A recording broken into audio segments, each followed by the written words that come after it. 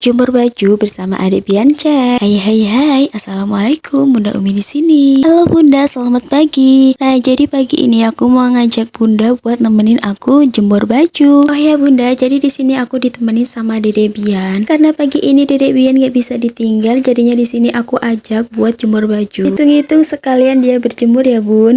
Dan ini di sini kakak Umay Riwa sendiri, dia ambil kursi pendek kayak gini. Katanya biar dia tuh enak nungguin adeknya. Sebenarnya tuh Dede Bian tadi udah tidur, udah aku kelonin, dia tertidur. Berhubung dia udah tidur, jadinya aku tinggal buat sarapan. Karena kalau aku nggak cepet-cepet sarapan, nantinya Dedek Bian bakal bangun dan akunya nggak bisa sarapan Bun. Setelah aku selesai sarapan, aku langsung buru-buru nyuapin kakaknya. Karena kakak Umay ini kalau nggak disuapin, dia nggak bakalan makan Bunda. Alhamdulillah nyuapin kakak udah selesai, tiba-tiba si dedeknya bangun. Dalam hatiku masih ada satu tugas yang belum dilaksanakan, yaitu jemur baju. Tapi kenapa sih Dedek Bian ini bangun? Ya Allah. Di situ aku langsung kelonin dia supaya ngantuknya itu nggak hilang Bunda. Karena kalau nggak cepet-cepet dikelonin nanti dia bakalan penyar kembali tuh mata. Udah aku kelonin, udah aku nenenin, udah aku gendong-gendong, tetap aja dia nggak mau tidur. Jadinya di sini aku ajak dia jemur baju Bun. Oh iya Bunda, jangan salfok sama cucian bajunya Dedek Bian ini yang super duper banyak sekali. Ini baju tuh ada 7 hari nggak aku cuci Bunda. Kenapa aku tahu kalau 7 hari? Ya karena aku menghitung kaos dalamnya Dedek Bian. Bagi Bunda yang udah lama temenan sama aku pastinya tahu kan kalau aku tuh tipe orang yang suka numpuk-numpuk baju kotor atau nunda-nunda cucian baju. Alasannya kenapa? Karena aku tuh nggak suka kalau nyuci bajunya tuh sedikit-sedikit Bun. Aku suka nyuci baju kalau bajunya tuh banyak banget, aku baru suka. Kalau bajunya sedikit, bagi aku itu bukan nyuci baju. Sekalian nyucinya, sekalian juga capeknya. Iya kan Bunda? Oh ya Bunda, BTW di sini ada pak suami yang sedang pamit sama anak laki-lakinya. Karena kalau nggak dipamitin nanti Dedek Bian bakalan rewel Bunda. Sama kayak kakaknya dulu waktu masih bayi juga kayak gini Bun. Sekarang nurun ke adeknya. BTW Bunda, di sini aku jemur baju bukan cuma punya adek Bian, tapi di sini aku juga nyuci baju aku, baju suami dan juga bajunya kakak. Tapi emang sengaja aku bikin videonya pada saat jemur bajunya Dedek Bian. Karena kalau direkod semuanya, Dedek Biannya pasti bakalan ngereok Bun karena kelamaan. Segini aja dia udah mulai uget-uget nih Bunda. Jadi sebenarnya tuh Dedek Bian nggak terlalu betah kalau ditaruh di kereta dorong kayak gini Bun. Ini aku punya kereta dorong juga enggak terlalu aku pakai. Mungkin dipakai kalau Dedek Bian lagi ditinggal masak atau makan gitu kan, lebih aman daripada di bawah. Jadi tuh sekarang Dedek Bian udah super duper aktif banget Bunda. Dedek Bian udah bisa guling-guling sendiri. Kalau ditaruh di kasur udah bisa kesana dan kesini, dan takutnya nanti kalau kitanya lalai bakalan jatuh. Kalau ditaruh di ruang tamu meskipun dialasin pakai karpet itu tetap aja dia bakalan guling-guling dan pastinya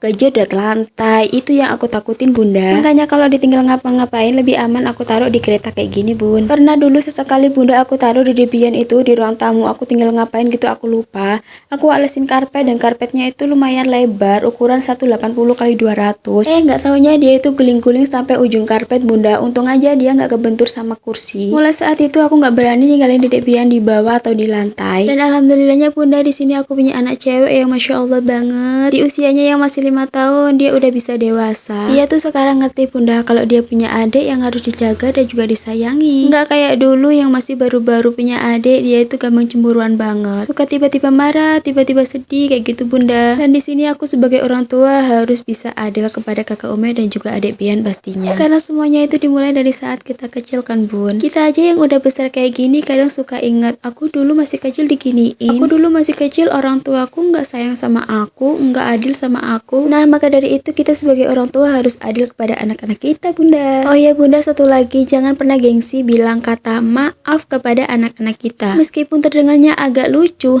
orang tua kok minta maaf ke anaknya? Hello, nggak semuanya orang tua itu benar Bunda, iya kan? Dan nggak juga semua anak itu salah. Nggak semua anak harus bilang maaf kepada orang tua. Ada saatnya orang tua itu juga harus bilang maaf ke anaknya. Kalau kita salah ya harus minta maaf, jangan malah membela diri dengan kata-kata aku tuh orang tua, kamu tuh cuma anak. No.